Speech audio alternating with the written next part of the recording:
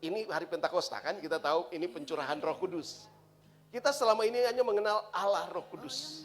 Dan kita tahu karyanya. Saudara harus dengar ini. Roh Kudus itu, saudara harus mengalaminya sebagai satu pribadi.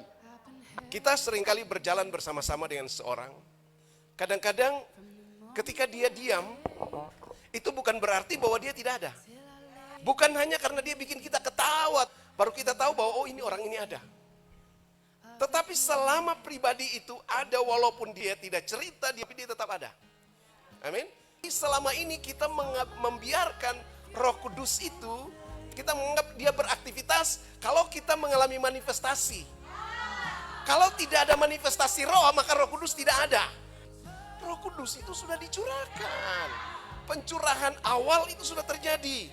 Dan kita sekarang sedang berjalan di dalam final outpouring itu. Saya percaya kita sedang ada dalam rahim fajar itu. Amin. Saudara dan saya sedang dierami oleh pekerjaan Roh Kudus. Sedang membentuk kita. Saudara dan saya sedang ada berjalan bersama dengan pribadi itu. Tetapi kita tidak menyadarinya. Kalau saudara sadar bahwa Roh Kudus itu pribadi, tetap ada bersama-sama dengan kita. Kita butuh bangun kesadaran bahwa dia itu pribadi. Dia bukan api, dia bukan burung merpati, dia bukan angin, dia bukan lidah-lidah api, dia pribadi. Amin. Dan pribadi itu bisa menginvestasikan sesuatu buat kita.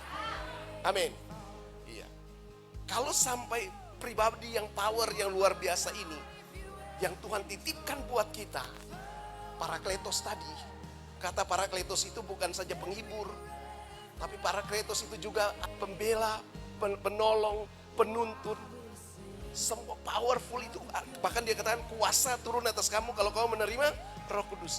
Kenapa Roh Kudus seperti tidak powerful buat gereja hari-hari ini? Karena kita tidak menyadari dia sebagai pribadi. Kita tahu dia pribadi tapi biarkan dia diam. Kita hanya tunggu dia itu benar-benar nyata kalau ada manifestasi. Ini kelemahan kita. Amin. Kita harus mengerti dan mengenal dia sebagai pribadi yang sama-sama dengan kita. Amin. Iya. Sekian lama kita tidak pernah memberi kesempatan kepada pribadi itu terus menerus di dalam hidup kita dari waktu ke waktu. Kita itu cuman anggap Roh Kudus itu berkarya waktu dengar khotbah. Nanti pada hari Pentakosta, KKR, doa-doa, baru kita minta Roh Kudus itu berkarya. Setiap hari dalam hidupmu itu karyanya. Amin. Iya. Kita berpikir hidup yang dipimpin oleh Roh itu kalau rajin ibadah, rajin sembahyang, baca Alkitab, doa puasa, KKR, pelayanan itu kalau kita hidup dalam Roh. Tidak. Karena saudara hidup dalam Roh, baru saudara bisa rajin ibadah, baru saudara suka baca Alkitab, baru saudara giat pelayanan. Kalau saudara tidak hidup dalam Roh, Rohmu tidak menuntun saudara, saudara akan lakukan itu dengan daging. Dan daging itu akan melelahkan, akan membosankan.